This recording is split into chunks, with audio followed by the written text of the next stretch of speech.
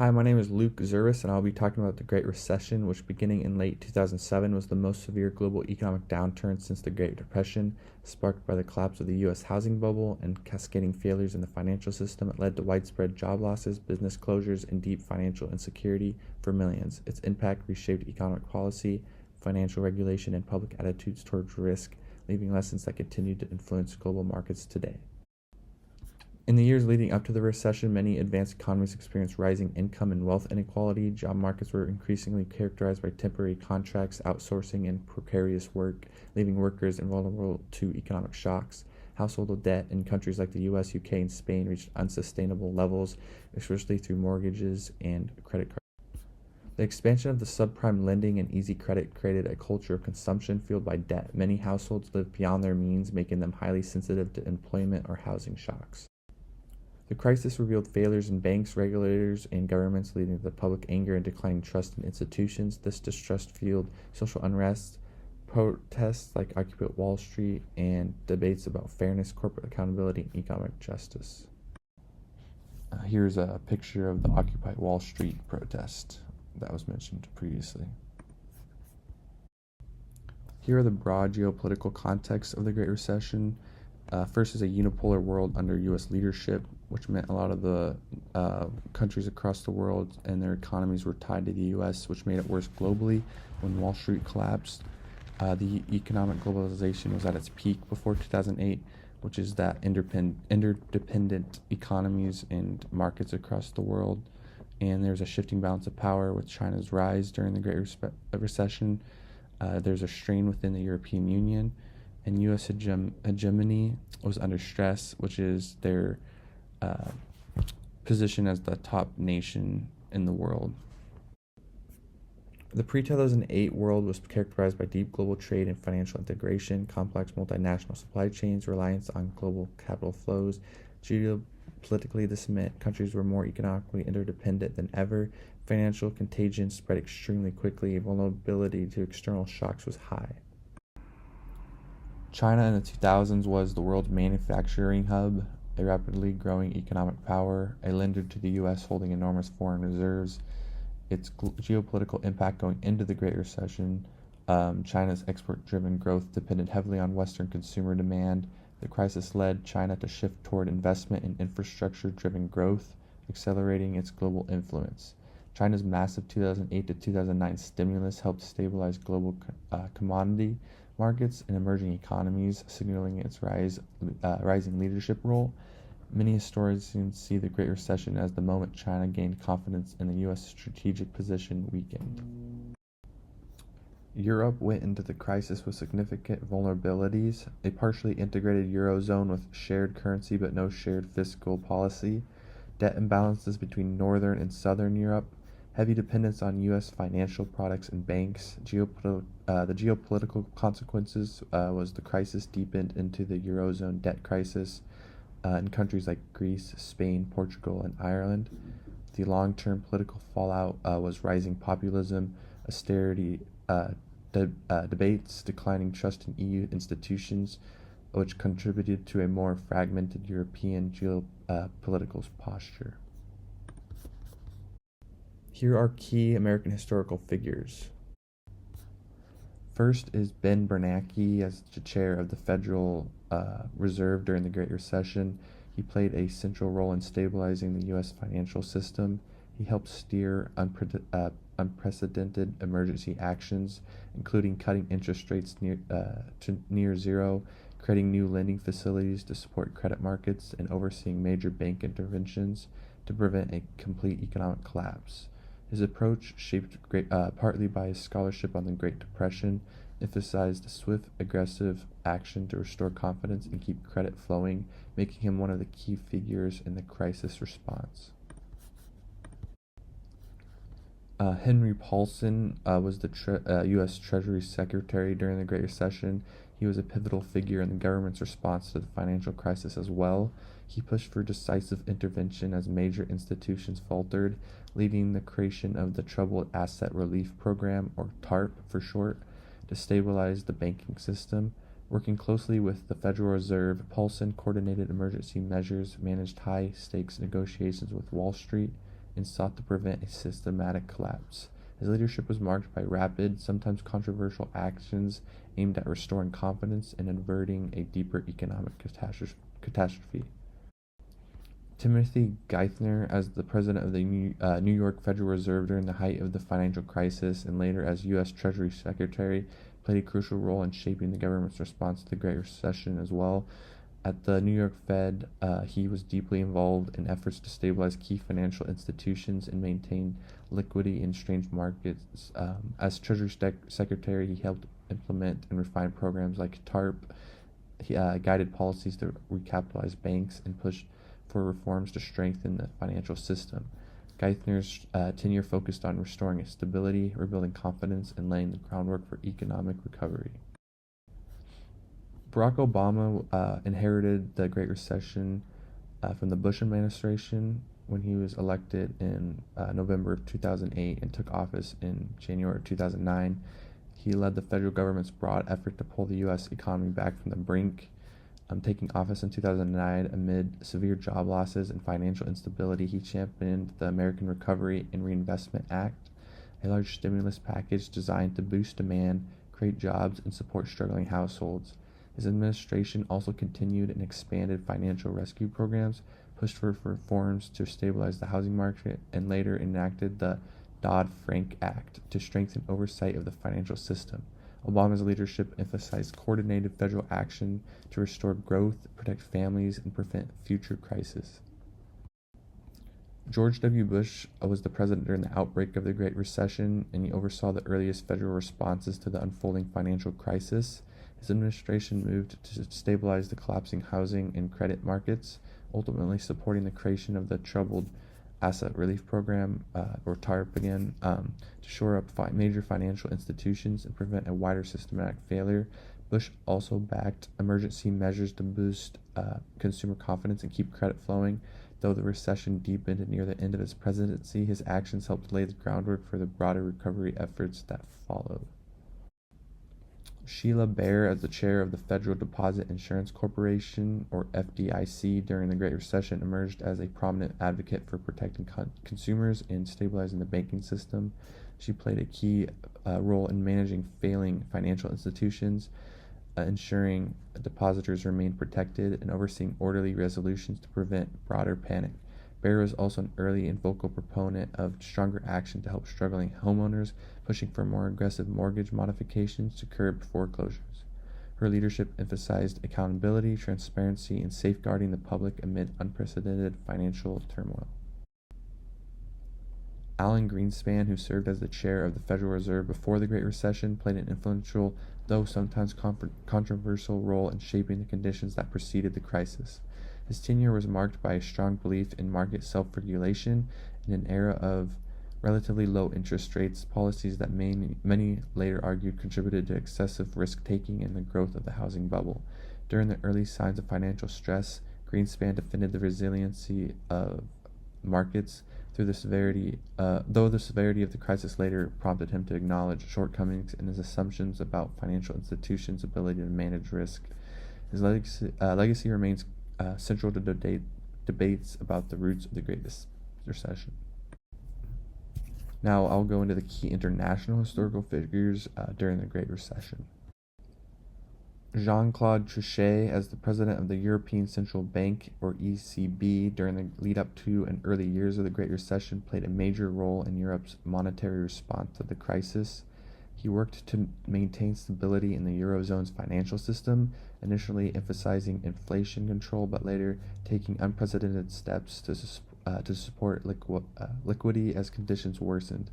Under his leadership, the ECB provided emergency financing to banks and launched early non-standard measures to keep credit flowing. Trichet's tenure was marked by difficult decisions as the global downturn exposed structural weaknesses in Europe's economy and set the stage for the subsequent sovereign debt crisis. Angela Merkel was the Chancellor of Germany during the Great Recession and played a central role in Europe's political and economic response to the crisis. She championed policies aimed at stabilizing both Germany's economy and the broader Eurozone, including stimulus measures to protect jobs, support industries, and sustain consumer confidence. Merkel also became a key figure in managing the European debt crisis that followed, advocating for fiscal discipline, bank recapitalizations, and coordinated EU responses. Her leadership emphasized cautious, pragmatic solutions to safeguard financial stability while balancing national and continental interests. Dominique Strauss-Kahn is the managing director of the International Monetary Fund, or the IMF, during the Great Recession, played a key role in the global response. He led the IMF in providing emergency funding, policy guidance, and technical assistance to countries facing severe economic instability. Strauss-Kahn advocated for coordinated international action, emphasizing the need to stabilize financial systems, support growth, and prevent contagion across borders. His tenure highlighted the IMF's role in crisis management and global economic governance during one of the most severe downturns in recent history.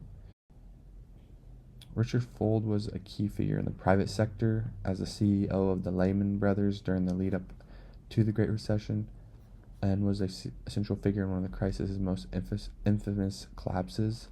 Under his leadership, Lehman aggressively expanded into high-risk mortgage-backed securities and other leveraged investments when the housing market and credit markets had collapsed. In 2008, the firm faced insolvency, and its bankruptcy became the largest in U.S. history, triggering panic in global financial markets. Fuld's management decisions, particularly regarding risk-taking and leverage, have been widely scrutinized as emblematic of the practices that contributed to the financial meltdown. Here are the major contributing factors, and I'll go into deeper detail on some of them as well.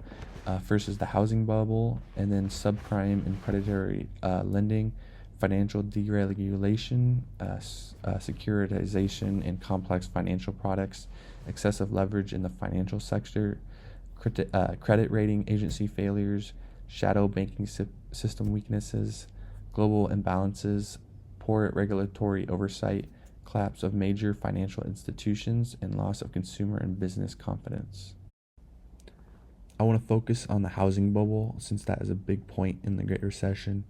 A housing bubble occurs when home prices rise far above their actual economic value due to speculation, easy credit, and strong demand. In the early 2000s, U.S. home prices climbed rapidly, much faster than incomes, rents, or inflation. From 1997 to 2006, U.S. home prices nearly doubled. Many believed housing prices could never fall nationwide. Why housing prices rose so fast was A, low interest rates. After the 2001 recession, the Federal Reserve cut interest rates sharply. This made mortgages cheaper and encouraged borrowing. Another reason was easy access to credit. Banks and mortgage lenders gave loans to people with poor credit. They offered no income, no documentation loans. Almost anyone could get a mortgage, even if they couldn't afford it long term. Another reason was financial innovation, securitization. Banks didn't keep most loans they issued. Instead, they sold them to be bundled into mortgage-backed securities, or MBSs, or collateralized debt obligations, or CDOs. Because lenders no longer held the risk, they had little incentive to screen borrowers carefully. This encouraged more and more risky lending. Another reason was speculation and investor behavior. As prices rose, households bought homes they couldn't afford, expecting values to rise. Investors bought multiple homes to flip for profit. The belief that real estate was a sure thing became widespread. Demand skyrocketed beyond what fundamentals justified. The role of predatory lending. Some mortgage brokers and lenders engaged in practices that set borrowers up to fail, misleading interest rates, hidden fees, loans that reset to much higher payments, pressure tactics to sign quickly. Low income and minority households were disproportionately targeted as well. The reason the bubble burst, around 2006, interest rates began rising. New home construction surged, increasing supply. Prices became so high that many could no longer afford homes. Adjustable rate mortgages reset to higher payments. Borrowers began defaulting. Once defaults increased, prices stopped rising. Once prices stopped rising, demand collapsed. Once demand collapsed, prices fell. Then the crash spiraled. why it was so traumatic and catastrophic. Unlike previous bubbles, the 2000s housing bubble was tied to the global financial system, mortgage-backed securities held by banks worldwide, complex derivatives that magnify losses. When homeowners defaulted, the damage hit mostly U.S. banks, European banks, pension funds, insurance companies, the shadow banking system. Because housing was the collateral for trillions of dollars of financial products, the bubble burst destroyed balance sheets around the globe. Here's a good chart of the subprime and predatory lending I was talking about earlier, just a second ago. As you can see, the subprime adjustable rate rose sharply, starting in around 2007 during the Great Recession, as well as subprime fixed rate, the prime adjusted rate, and the prime fixed rate. I can see here. Global GDP fell sharply in 2008 through 2009, with advanced economies shrinking by 3 to 4% on average. Trade volumes, industrial production, and investment all declined dramatically, affecting both developed and emerging economies. Job losses were widespread and severe. In the U.S., unemployment peaked around 10%, while some European countries exceeded 12%. Housing prices fell 30 to 50% in many areas. Millions of homeowners became underwater. Mortgage debt was greater than home value. Foreclosures surged, evictions rose, and home ownership rates dropped. Major institutions like Lehman Brothers, Bear Stearns, and AIG collapsed or required bailouts. Banks faced massive losses from mortgage-backed securities and derivatives. Credit markets froze, reducing lending to businesses and households. Governments responded with stimulus packages, bailouts, and unemployment support. Public debt soared in many countries.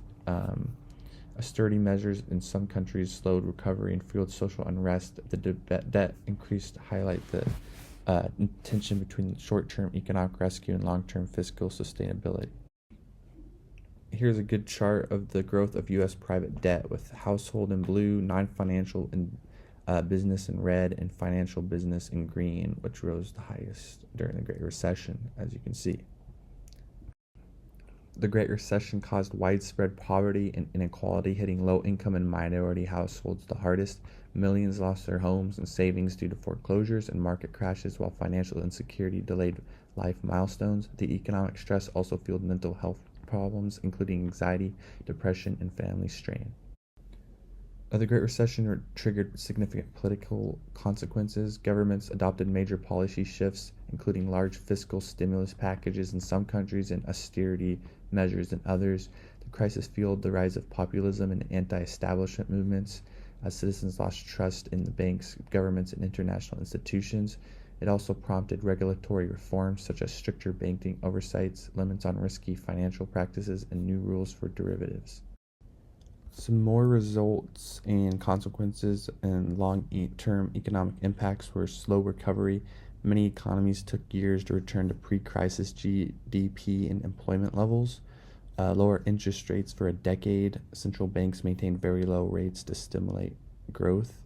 Shifts in economic power. Some emerging economies were China and India, who recovered faster, shifting global influence. In housing markets corrections, some regions never fully regained pre-recession housing prices.